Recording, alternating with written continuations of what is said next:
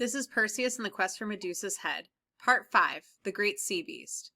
Again Perseus crossed the great ocean and flew east until he came to a country where there were palm trees and pyramids, and a great river flowing from the south.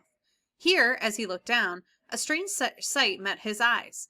He saw a beautiful girl chained to a rock by the seashore, and far away a huge sea beast swimming toward her to devour her. Without the least hesitation he flew down and took off the cap of darkness.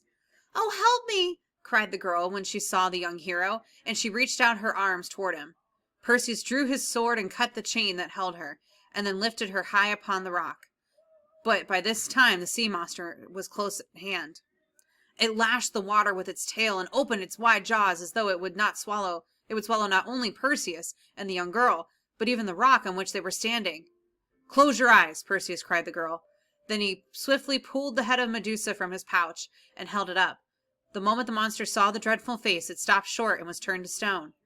And men say that the stone beast may be seen in that same spot to this day.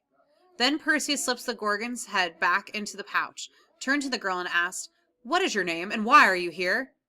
"My name is Andromeda," the girl replied. "I am the daughter of the king of this land. My mother, the queen, was very beautiful and very proud of her beauty.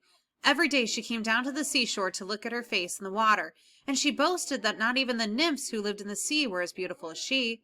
When the sea nymphs heard this, they were very angry and asked Poseidon, the king of the sea, to punish my mother for her pride. So Poseidon sent the sea monster to crush our ships and kill the cattle along the shore and break down all the fishermen's huts. At last my father was so distressed that he sent to Delphi to ask the oracle what he should do. And the oracle said that there was only one way to save the kingdom, that they must give me to the sea monster to be devoured. For a long time my mother and father refused to do as the oracle said, but day after day the monster laid waste to our land, and threatened to destroy not only the farms, but the towns as well. So I was chained to this rock and left to perish in the jaws of that awful beast." As Andromeda told her story, the king and the queen, along with a great company of people, came down to the shore, weeping and tearing their hair, for they were sure that by this time the monster had devoured the lovely princess.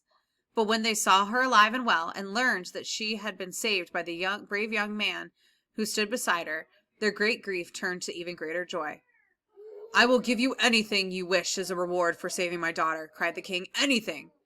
Perseus reached out his hand to the lovely girl and said, "What I wish most is for Andromeda to be my wife."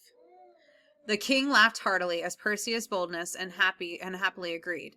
So Perseus and Andromeda were married, and there was a great feast in the king's palace, and everyone was merry and glad.